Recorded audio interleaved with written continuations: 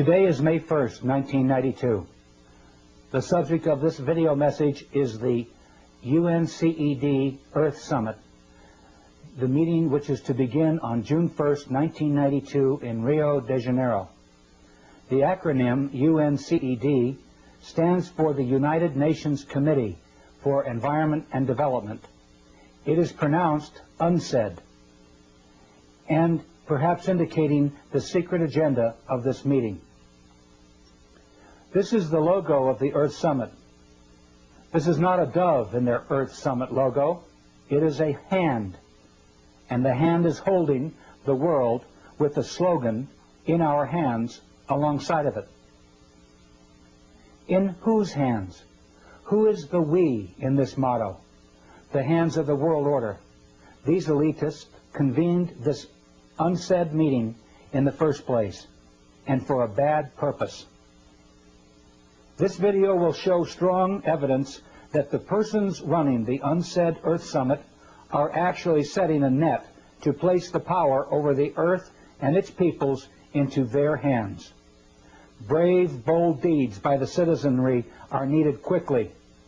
Once a government signs their treaties, their citizens are, de jure, in the hands of the world order. There's that motto again, in our hands. Whose hands? The same world order families that planned World War I and World War II, that tricked the third world countries to borrow funds and rack up enormous debts. The same world order that stole much of the money borrowed by Africans and other nations and hid it in Geneva banks. They are the persons who financed Hitler, manufactured the Holocaust, and managed to blame the terrible deeds on the German people. They can be credited with manipulating famines in Ethiopia and elsewhere, and purposely creating war and debt to bring societies into their control. The world order crowd are not a nice group of people. My name is George Hunt. I'm speaking to you from a video studio in Boulder, Colorado. I have attended some of the meetings and caucuses leading to the UNCED Earth Summit. I am a business consultant and a college teacher in small business management. I own an environment company too, and am very familiar with the environment hypocrisy that the world order crowd has taken over the environment movement. I am aware of their plans. Please pardon me as I read my script. I'm not a professional actor, and my memory will not serve me with the things that I want to say. The world environment movement will soon be in the hands of the world order if you and others do not respond with action after you view this videotape. Action may constitute showing this to 5 others. It may constitute showing it to a judge down the street or a city councilman who you know in your town. Pray for guidance, hoping that something good might come of your actions. Somebody is going to set the spark off. I really feel that it is not too late. When I served as an official host at a key environment meeting in Denver, Colorado in 1987, I was surprised to see David Rockefeller, Edmund de Rothschild, Secretary of State Baker, then Secretary of the Treasury, Maurice Strong, Waste Company Chairman and EPA Administrator William Ruckelshaus, UN Secretary General in Geneva McNeil, and various World Bank and IMF officials there. What were the rich elite and bankers doing at an environment congress? Listen carefully. I will now attempt to show you how their enactments will work against you. Trust and foundation income is the cornerstone of the world order. They command politicians to do their bidding, and presidents, judges, and legislators lick their boots. Their swollen egos and bellies are never satisfied, and their lust for more is insatiable. Now world power and authority is in their grasp. Are we going to give it to them without a confrontation? Or, like they did to the Germans, will they blame the environment holocaust on you and get away with it? What is the World Summit meeting, and who is behind it? The UNCED World Summit, that's UNCED World Summit, is a key event in a series of environment meetings which have occurred since 1972. Maurice Strong, a UN official and an employee of the Rockefeller and Rothschild Trusts and Projects, convened the first Congress in Stockholm, Sweden in 1972. 20 years later, Maurice Strong is the Secretary General and convener of UNCED. In the 1970s and 1980s, numerous conferences created political action decrees, eventually to lead to the UNCED Earth Summit. I attended 2 meetings in Colorado in 1987 and 1991. Friends attended others in Los Angeles, San Francisco, and Des Moines. Here is a paper from the Des Moines meeting where Maurice Strong was in charge. Representative Gephardt's telephone number appears on the meeting documents. Here are some phrases from the document of the Secretariat for World Order, which were distributed at the Des Moines UNCED meeting. We are the living sponsors of the great Cecil Rhodes' will of 1877, in which Rhodes devoted his fortune to the extension of British rule throughout the world and colonization by British subjects of the entire continent of Africa, the Holy Land, the valley of the Euphrates, the islands of Cyprus and Candia, the whole of South America, the islands of the Pacific not heretofore possessed by Great Britain, the whole of the Malay archipelago, the seaboard of China and Japan, the ultimate recovery of the United States of America as an integral part of the British Empire. We stand with Lord Milner's credo. We too are British race patriots, and our patriotism is the speech, the traditions, the principles, the aspirations of the British race. Do you fear to take this stand at the very last moment when this purpose can be realized? Do you not see that failure now is to be pulled down by the billions of Lilliputians of lesser race who care little or nothing for the Anglo-Saxon system? Copies of this document are distributed to you with this videotape. At the Fourth World Congress meeting in 1987, some other bad remarks about common people were made. I'm going to play them for you now.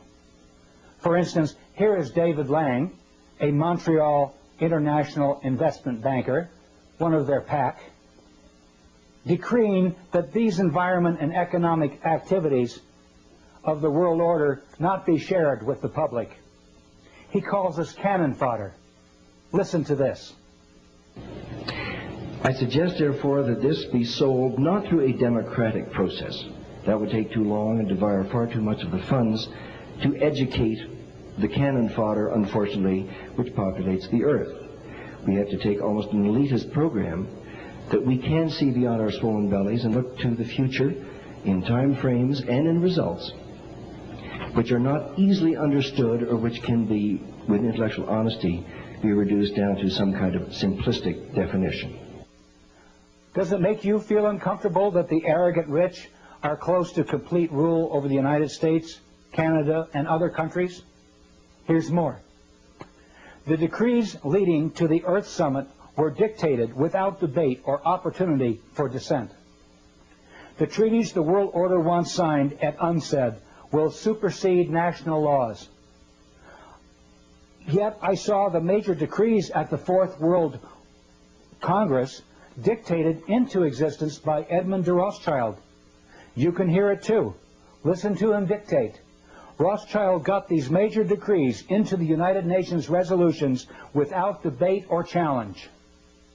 But perhaps this conference might like to think more about the Marshall Plan, which had been mooted and put forward very tentatively at the Denver conference. And perhaps this might be the keynote of what you have heard today and what perhaps you might like in some perhaps amended form to have put forward.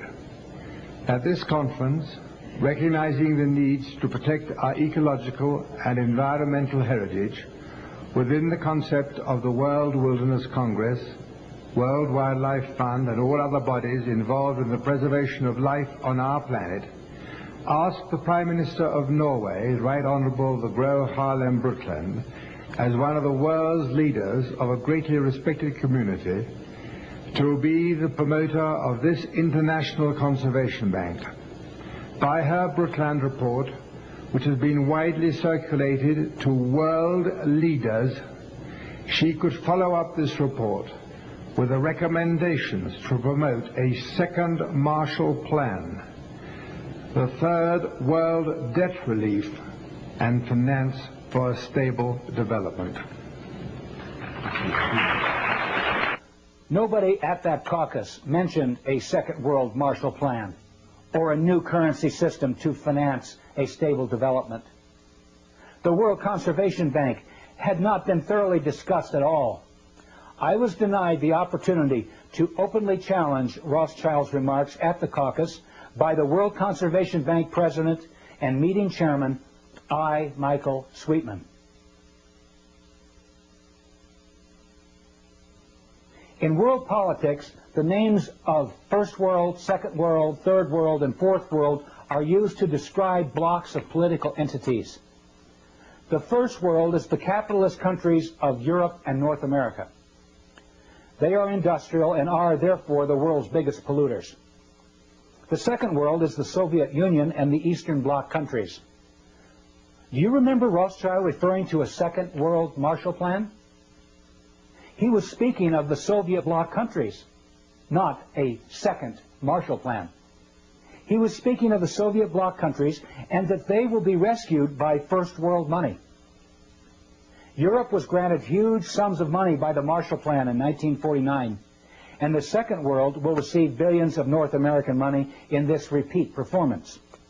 And guess what banking family will act as the main money changers for the Russian ruble, possibly absconding with billions? The Rothschild Group, of course. Rothschild made these remarks back in 1987, 2 years before the Berlin Wall was torn down. He was bragging to us that he knew the Soviet regime would collapse. Here are some April 1992 news articles about the progress of Rothschild's Second World Marshall Plan. They come from the New York Times, and the world order is right on time. Here is a April 15th, 1992 New York Times headline. $44 billion needed to aid ex-Soviets in 1992, IMF says. It's needed for a shift to the free market. Most of the help would finance imports of food and spare parts for 15 republics. My response to that is, sure. Another article in the international edition of the New York Times, Wednesday, April 29, 1992, had this to say about Rothschild's Marshall Plan. Although there has been much talk about building a new political order in the post-Cold War world, the events here in the last few days make clear that a new economic order is also rapidly emerging. Washington cannot bankroll a Marshall Plan for the former Soviet republics because the task is so enormous and because the American economy is debt-ridden and no longer so dominant. That is why Washington has asked the IMF to run the rescue operations, which are expected to cost $44 billion this year. Well, Rothschild really called it, didn't he? Soon after these remarks were made, the Rothschilds reopened the Rothschild Bank in Frankfurt, Germany, after 50 years of closure. They are now conveniently available to stabilize the Russian ruble with money from the West. Question: do we really want to send North American money abroad so the Rothschilds can make multi-billion-dollar windfalls on the currency trades?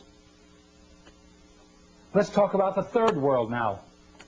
The Third World are those countries who have emerged since World War II. Young and easily fooled, the World Bank under Robert S. McNamara played bad tricks on them, spiriting billions of loan dollars back to Swiss bank accounts through fictitious African addresses. They now owe $1.5 trillion to the world banking system with nothing to show for it except poverty and cruel loan collections. Maurice Strong has suggested an ominous scenario at the UNCED meeting, which could break out if his words are to be believed.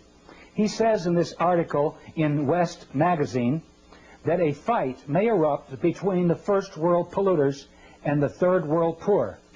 Here is how he describes it. Each year, he explains as background to the telling of his novel's plot, the World Economic Forum convenes in Davos, Switzerland. Over 1,000 CEOs, prime ministers, finance ministers, and leading academics gather in February to attend meetings and set economic agendas for the year ahead. With this as a setting, Maurice Strong then says, what if a small group of these world leaders were to conclude that the principal risk to the earth comes from the actions of the rich countries? And if the world is to survive, those rich countries would have to sign an agreement reducing their impact on the environment. Will they do it? He's really talking about the UNCED meeting. And Strong, driving as I take notes, looks at me. Then his eyes go back to Highway 17 on the way from Alamosa, Colorado to his New Age ranch in Crestone, Colorado. He says, the man who founded the United Nations Environment Program and who wrote parts of the Brundtland Report and who in 1992 will try to get the world's leaders meeting in Brazil to sign just such an agreement savors the questions hanging in the air. Will they do it? Will the rich countries agree to reduce their impact on the environment? Will they agree to save the earth? Strong resumes his story. The group's conclusion is no. The rich countries won't do it. They won't change. So, in order to save the planet, the group decides, isn't the only hope for the planet that the industrialized civilizations collapse? Isn't it our responsibility to bring this about? This group of world leaders, he continues, form a secret society to bring about an economic collapse. It's February. They're all at Davos. These aren't terrorists. They're world leaders. They have positioned themselves in the world's commodity and stock markets. They've engineered, using their access to stock exchanges and computers and gold supplies, a panic. Then they prevent the world stock market from closing. They jam the gears. They hire mercenaries who hold the rest of the world leaders at Davos as hostages. The markets can't close. The rich countries, and Strong makes a slight motion with his fingers as if he were flicking a cigarette butt out the window. I sit there spellbound. This is not any storyteller talking. This is Maurice Strong. He knows these world leaders. He is, in fact, co-chairman of the Council of the World Economic Forum. He sits at the fulcrum of power. He is in a position to do it. I probably shouldn't be saying things like this, he says. Highway 17 cuts straight across the desert, heading out of the land of dreams. When the truth is finally told, Maurice Strong fears the world will come to this. No secret societies, no hostage takings at Davos, but it will come to the same conclusion. The global economy, sapped by credit and debt loads and environmental disasters, will simply come unstuck. And nothing, not even the inspiration of the Baka, can save humankind from itself. They see the struggles and problems at the Baka as reflections of the problems assaulting the planet. They fear the Baka will be, at best, an oasis in the desert of the future, and at worst, a place where dreams die. Even if Strong is fictionalizing and imagining, why would he even suggest these things? The point remains, something important is going to happen at the UNCED Earth Summit. The fourth world. No one really talks about the fourth world, do they? That's because we haven't seen the fourth world come about. The fourth world came up in the title of the Congress I attended. It was called the Fourth World Wilderness Congress. Maurice Strong said it was called the Fourth World because it was the fourth one of these environment congresses that Edmund de Rothschild had created. I learned later that the world order refers to the coming one world government as the Fourth World. World control by the world order, where there is no more first, second, and third world. Just a boundaryless planet which is called the fourth world wilderness. Yogis and shamans refer to it as the fourth world wilderness, the lostness of the mind. The lostness of the mind refers to the collective consciousness. Persons will be coerced through lies, drugs, fear, and pain to surrender themselves, their egos, to the collective consciousness. The fourth world will be a return to a society much like the Caesars or Babylon or the Fourth Reich. Within the fictionalized societies described in Huxley's Brave New World and Brave New World Revisited and Orwell's classic 1984. We will flourish with only a whimper. The world order wants to create a new society out of the ashes of chaos. A collectivist fourth world complete with a collectivist religion, collectivist finance, and unchecked world national socialism. The world order will offer Gaia, Mother Earth, to the masses as the Big Brother image to worship in the fourth world. Maurice Strong has already set up a 140,000-acre project in Crestone, Colorado, to develop this Earth religion system. Projects are funded by the Rockefeller Fund, among other foundations. The Earth Summit will link environment with industry. The lords of the UNCED conference will be the masters of who gets what and when if we don't do something about it quickly. Who leads the environment movement? The convener of the summit, Maurice Strong, identifies Baron Edmund de Rothschild as the creator of the environment movement. Here are his own words describing Rothschild as the positive synthesis of environment on the one hand and growth and development on the other. Listen carefully as Maurice Strong introduces Baron de Rothschild. So there is no better person.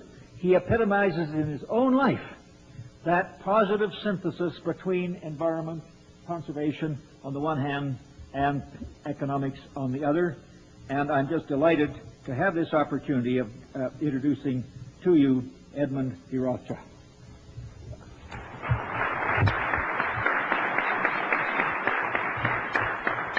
Maurice, thank you very much indeed for all that you've said, and I would ask the audience to take with a slight grain of salt all that he has said about me. Rothschild is the positive synthesis of environment on the one hand, that's the thesis, and growth and development on the other, that's the antithesis. He very clearly admits that the Rothschild combination, including the Rockefellers and most world capitalists, aim to control the environment and development movement as the synthesis. Power will converge into their hands through the Rio Conference. The synthesis, the head of the power, merges into the House of Rothschild. Another speaker at the Fourth World Conference was David Rockefeller, world energy capitalist and banker.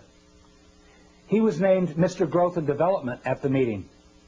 His counterpart, William Ruckelshaus, organizer of the EPA and creator of its laws under Presidents Ford and Reagan, was dubbed Mr. Environment. Here is a picture of the chuckling antagonists at the meeting. Mr. Environment Ruckelshaus is the CEO and chairman of the board for BFI, Browning Ferris Industries, one of the largest private environment companies in the world. The hypocrisy is that Ruckelshaus, as EPA chief, made the very laws by which his waste company, BFI, is becoming rich. Hypocrisy number two is that Ruckelshaus and Maurice Strong were key investors in American Water Development, a company which tried to circumvent Colorado water laws and gain control of one of the largest underground reservoirs of water in the world. Here's an excerpt from a video interview where I explain what they did. And I did a survey of the people down in the San Luis Valley, and I sent letters out to these farmers last December, and I said, what will happen if Maurice Strong and William Ruckelshaus and others pull water, 200,000 acre feet of water out of the San Luis Valley without one hesitation? It was unanimous that their land will turn into a wasteland. It'll turn into a desert. So here we have people at an Environment Congress that are then waltzing 200 miles south of Estes Park down in the San Luis Valley of Colorado that want to suck the aquifers dry and turn it into a desert. The hypocrisy is so deep. They failed in their attempt because the people learned what they were doing and defeated them. Here is a newspaper article that shows their defeat.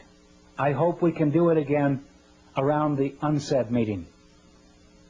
Let's hear a little more from Maurice Strong and Edmund de Rothschild and lock in on what kind of people are running the UNCED summit meeting. Here's the part where Rothschild says that projects launched to save the environment will be inoperative. He says it quickly, but he says inoperative. That is, they will not work. And listen to Rothschild snidely suggest that we build dry ice machines and ship up the dry ice to the North and South Poles to keep them from melting. Perhaps it could be possible to utilize CO2, carbon dioxide, one of its main causes, to manufacture dry ice, to maintain the polar caps and the actual temperature of the ice there, and maintain their present temperature. Innovative and modern technology, world waste material, collected and perhaps burnt in volcanic areas or buried so deep in the earth, in the wilderness desert areas of the mid-Sahara where nobody goes, or in the empty quarter in Arabia or the Gobi Desert. But all these ideas and visions, some far-fetched, and above all, the continuation of this Congress needs money. I will play the full speech after this video, and you will hear him say that the world order has these problems. It's indigenous people and it's wildlife. People and wild animals are problems? What kind of madness are these world order Caesars afflicted with? I hope I have given you enough information to expose the designs of the world order crowd. They hope to run the lives of people for generations to come. They are the same crowd who created a Hitler, arranged the assassination of Lincoln and Kennedy, and have indicated elsewhere that they want to drastically reduce the population of the world to make environment and development more sustainable. Please quickly carry the truth to others. This video has photocopy exhibits accompanying it too, and you can make unaltered copies of this videotape as much as you please. Large quantities can be ordered at $8 a piece, including photocopied materials, plus postage, until July 4th, 1992. Send your orders and checks to this address. If you want to talk, I will call you collect. So send me your phone number. The light of freedom is going out throughout the world. You know who the culprits are now. It may not be too late to educate key people who can stop them. And you, watching this videotape, are one of the sparks that may ignite the countryside into flames of indignation against these people. Perhaps society still has some leaders that won't let us down. Goodbye and God bless you. So let's get the proceedings running now, and we will see how we go. Thank you. Mr. Maurice Strong, whom most of you already know. Thank you very much, and you've already heard perhaps too much from me, so I think we're reaching the point at which we want to involve you, all of you, in the next step of this conference, which is really to come to grips with some of the principal action-oriented issues. And one of the most important initiatives that is open here for your consideration is that of the conservation banking program. As we mentioned this morning, we have as our chairman, fortunately, the person who really is the source of this very significant concept. He is one of the trustees of the International Wilderness Foundation, which sponsored this meeting. He was at the first of these congresses. So his conversion to the relationship between conservation and economic development has been a pioneering one. Is work on mini dams. I used to be in the hydroelectric power part of the energy business myself. Many of the energy developments that we've seen have come from his early anticipation of our energy needs and his early work in supporting pioneering initiatives to deal with these needs. So there is no better person. He epitomizes in his own life that positive synthesis between environment, conservation on the one hand, and economics on the other. And I'm just delighted to have this opportunity of introducing to you Edmund de Rothschild.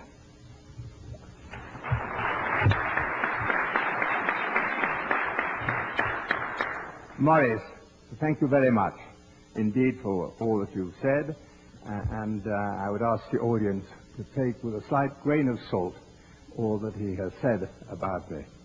And I want to start there a little bit of my talk to you on a somewhat different vein. You see, in order to further the ideals of the world wilderness concept and to prevent the concept and this concept just to remain an ideal, it is of paramount importance to find ways and means of finding and promoting its rationale.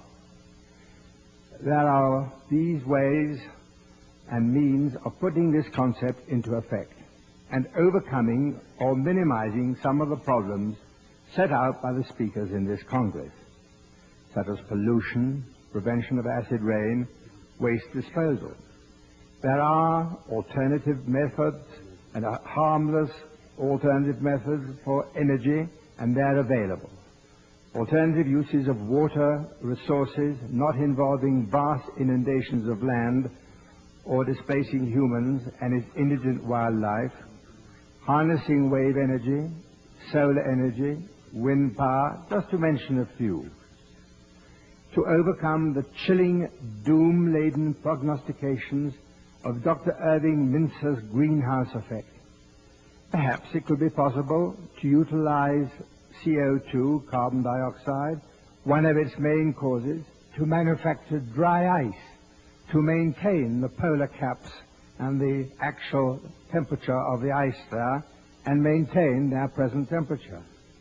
Innovative and modern technology, world waste material, collected and perhaps burnt in volcanic areas or buried so deep in the earth, in the wilderness desert areas of the mid-Sahara where nobody goes, or in the empty quarter in Arabia or the Gobi Desert. But all these ideas and visions, some far-fetched, and above all, the continuation of this Congress needs money. A start has been made by the thoughts and care of one man. Michael Sweetman. His ideas have had lip service paid to them by some of our speakers here during the Denver conference. The meetings now of the new concept of an international conservation banking program involves all sectors of the human community. Governmental and intergovernmental agencies, the public and private agencies, large charitable foundations, as well as ordinary individuals worldwide. Michael Sweetman has written the foreword to this concept. Its final form will no doubt be altered, watered down, or widened. But this convention must put forward this charter. And with the collective wisdom available here today, the charter can be enhanced, embracing those who have given their thoughts in the Denver Public Forum. By thinking forward as to how to reach out to the public at large, to every corporate entity throughout the world, to put aside, hopefully tax-free, a part of their profits to fund our ecological and environmental protection. Ladies and gentlemen, every country has its own problems, its indigenous peoples and its wildlife. This International Conservation Bank must know no frontiers, no boundaries. Its funds must be used constructively and not to be challenged into greedy hands or weapons of destruction. I hesitate to link this bank with world wilderness, but I would like to link it with our survival as a human race. This, our generation, must not be cursed by our descendants, if we have any, as to the greatest destructors and squanderers of the world's resources. That great philosopher and cleric, Teilhard de Chardin, wrote, and I quote, "Man can harness the winds, the waves, and the tides. But when he can harness the energy of love, then for the second time in the history of the world, man will have discovered fire." Michael Sweetman. Michael Sweetman, your love for the world wilderness concept has given you the necessary fire in your belly to produce the germ of the future needs of this concept. And I have great pleasure in asking you to put it forward.